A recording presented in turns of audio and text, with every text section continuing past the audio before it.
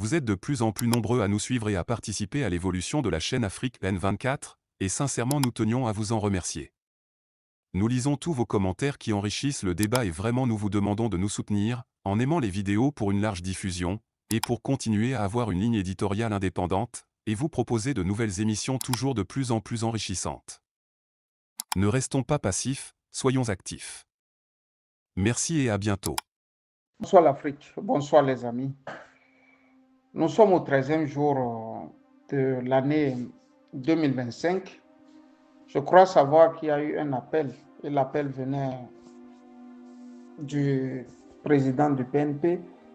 J'ai nommé Tipi Achadam Salifou.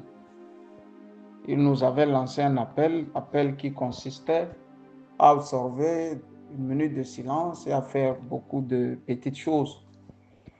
Sauf que quand on veut sincèrement lancer de ces petites choses, on doit être en synergie avec le peuple en question. On doit travailler dans la forme comme dans le fond. C'est ce que Tipi n'a pas fait. Et de ces manières de rester loin et de prendre des Togolais pour des cons, cela veut dire qu'il y a quelque chose qui tourne rond, qui ne va pas.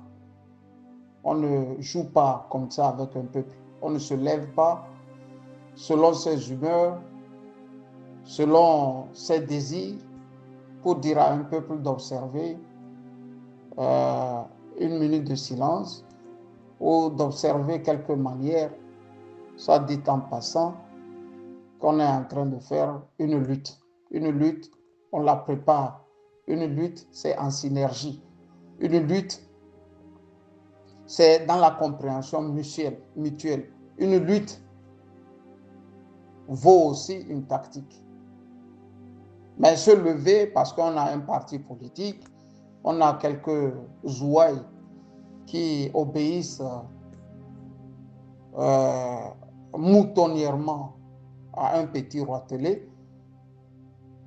et en dernier ressort, le roitelet en question lance tout un peuple d'observer des minutes de silence, d'observer des méthodes, des manières.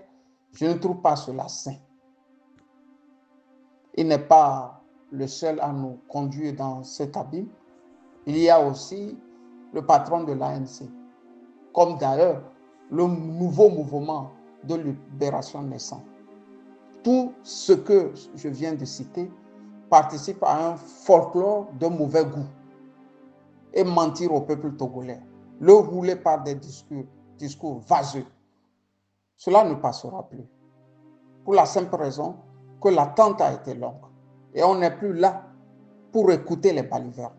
Les discours ne changent pas les peuples. Les discours à eux seuls ne valent rien s'il n'y a pas mobilisation de ce peuple. Sauf que, quand vous remarquez très bien, tous ces gens qui nous ont servi les discours ont prêché au nom de leur propre chapelle. Qui pour un mouvement, qui pour son parti politique. Je ne trouve pas ça juste. Et j'attends les laudateurs, les impénitents laudateurs, ces oisifs de ces partis politiques ou de ces mouvements qui me lanceront des flèches. Cette fois-ci, nous ne les laisserons plus passer. Pour la simple raison que ce que nous faisons est gratuit.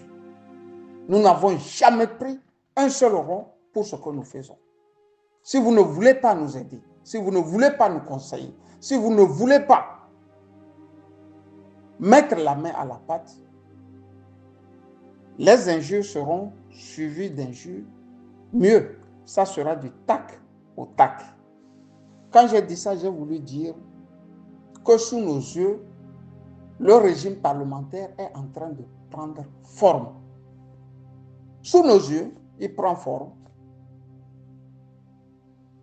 Il prend forme. Et pourtant, on pensait que 2025 allait être déjà une année très dure pour Faure Gnassingbé. Dans le subconscient collectif, on s'attendait beaucoup. C'est pour ça que beaucoup ont espéré que le mouvement de libération nationale sera un creuset dans lequel va se retrouver associations, partis politiques, mouvements politiques et tout ce que vous avez comme arme de lutte. Que nenni. Que nenni. D'abord, le problème togolais a été mal posé. Et que ce soit ce mouvement de libération nationale ou encore les partis politiques sont revenus avec les mêmes armes pour combattre les mêmes hommes afin de déraciner la même dictature. C'est ça qui fâche, c'est ça qui nous énerve. Quand un journaliste se lève, prend sur lui de dire la vérité, parfois de donner les voix, normalement, l'homme politique devrait aussi comprendre qu'il est temps de mettre une parenthèse et de penser d'abord au peuple. Sinon, nous ne nous en sortirons pas. Tant que nous n'allons pas mettre les partis politiques à côté de cette lutte et trouver les justes mots, comme les Burkinabés, les Nigériens, les Maliens nous l'enseignent, nous n'allons pas nous en sortir. Les mêmes terroristes qui sévissent au Burkina sont au Togo. Les mêmes terroristes qui sévissent au Burkina sont au Togo. Ils sont au Niger. Ils sont au Mali. Mais, dans les pays cités, Niger, Mali, Burkina, on a d'abord mis tout ce qui est parti politique entre parenthèses, histoire d'asseoir une république. Tant qu'on n'allons pas faire cet exercice, et tant qu'on va penser aux partis politiques, aux chefs de partis politiques, on va tourner toujours en rond. On va toujours tourner en rond. 35 ans d'expérience de parti politique. Le résultat est là. On a commencé par les partis uniques. Après 35 ans, on revient à la case départ des partis uniques. Après 35 ans, le Togo se retrouve encore à la case départ avec un parti unique tout puissant, parti État d'ailleurs, le RPT UNIR. Cette fois-ci, ce n'est même plus le RPT seul, c'est le RPT UNIR, c'est-à-dire à côté des vieux briscards qui ont pillé le Togo, tué les Togolais, violé nos petites filles, violé le peuple togolais en général, est venu s'ajouter les prédateurs venus d'Europe. Regardez la vieille garde de Faure Gnassingbé et la jeune garde. La jeune garde est plus brutale dans la corruption. Ils ont tous fait l'Europe. Ils savent ce que c'est que l'argent. Et ils savent les méthodes qu'il faut pour sortir de l'argent dans la caisse de l'État togolais et les déposer allègrement dans des pays où les placements ne sont pas restrictifs. C'est aussi simple. On a affaire à deux monstres maintenant qui ont une seule tête. Je dis deux monstres. Le RPT, d'abord, et unir le tout formant un monstre à une tête. Sauf que cette fois-ci, il y a une opposition qui s'est terriblement affaiblie. Elle n'existe nulle part. Au fait, c'est ça. Pour la simple raison qu'elle ne veut pas poser la question juste, la juste question. Comment se fait-il que les Gnassingbé sont indécrottables? Qui est le soutien des Gnassingbé? Au fait, qui est le soutien des Gnassingbé? Qui les protège? Qui fait que les coups d'État les contournent? Qui tient, au fait, le Togo de telle manière que là où il y a tuerie de masse, avec une levée de bouclier de la CPI, cela devient impossible quand il s'agit du Togo. Dans nos sorties, par moult interventions, nous avions doigté la France. Sauf qu'au Togo, tout le monde est français et voudrait l'être. Journaliste, leader d'opinion, homme politique, intellectuel. Le point de départ, c'est la France. Le point de chute, c'est le Togo. Et une fois au Togo, on se met à piller le Togo et à redéposer l'argent du Togo en France.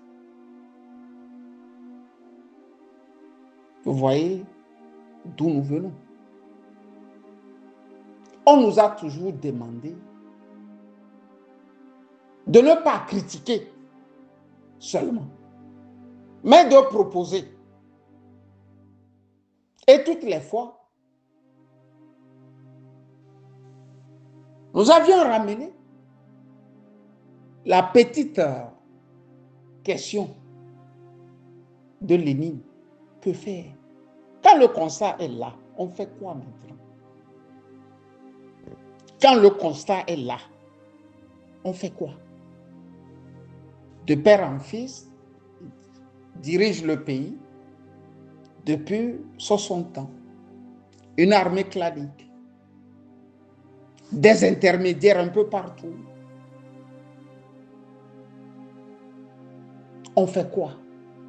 Des partis politiques qui ne tiennent que sur un fil. Une société civile pratiquement inopérante. Un peuple laissé à lui-même. Le premier choix ici est de trouver une certaine jeunesse qui va d'abord comprendre comme nous que le problème du Togo, s'il est à 70% d'abord togolais, à 30%, il reste et demeure un problème de la France.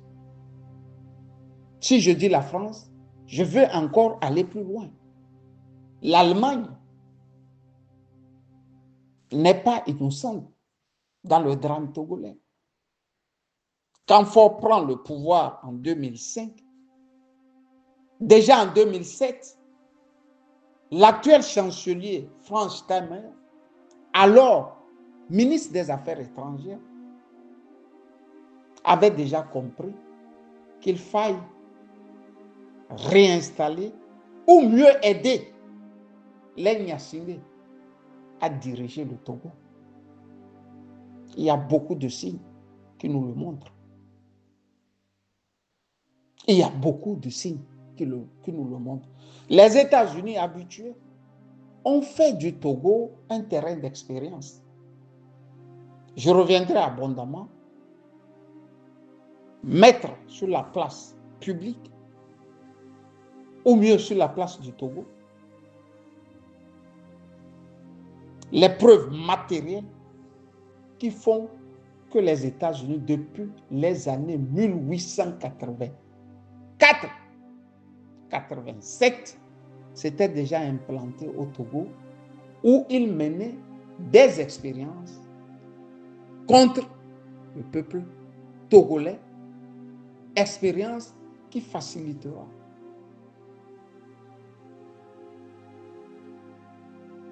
aux esclavagistes américains à continuer l'esclavagisme dans certaines contrées des États-Unis. Quand j'ai dit ça, j'ai voulu dire aux Togolais de commencer par méditer est de prendre appui sur les sociétés civiles tout autour de nous. Tant qu'on ne va pas rentrer en synergie avec la société civile burkinabé, malienne, nigérienne, on ne viendra pas à bout. La proposition immédiate pour nous en tirer d'affaire, c'est qu'il se constitue au Togo des groupes de réflexion qui vont prendre le chemin du Niger, du Mali et du Burkina. C'est seulement la société civile qui peut nous aider à générer des idées novatrices afin que les militaires se saisissent de ces idées. Sinon, ils vont nous écraser. Ils sont immensement riches. Il faut qu'on reparte sur de bonnes bases. La société civile et la société civile. Si nous nous contentons de l'amusement du professeur David Dossé, le Togo attendra 200 ans. Parce que David Dossé n'a jamais pu mobiliser 5000 personnes au Togo. Et pourtant, il est de la société civile. Il y a des jeunes gens pétris d'intelligence au Togo. Sortez de vos trous. Sortez de vos trous. Et mettez le vrai problème du Togo sur la place publique. Et ce problème se trouve dans les mains françaises et dans les mains des faucons qui tiennent le pays et démembrent le pays à tout va. Le pire et le viol. Quand j'ai dit ça, j'ai voulu vous dire bonne journée. Ou encore mieux, bonne soirée à toutes et à tous. Camusali. Likez la vidéo si ce n'est pas déjà fait. Laissez aussi votre point de vue en commentaire. Abonnez-vous et cliquez aussi sur la petite cloche de notification pour ne rien rater de nos prochaines vidéos. N'oubliez pas de partager aussi la vidéo et de la liker.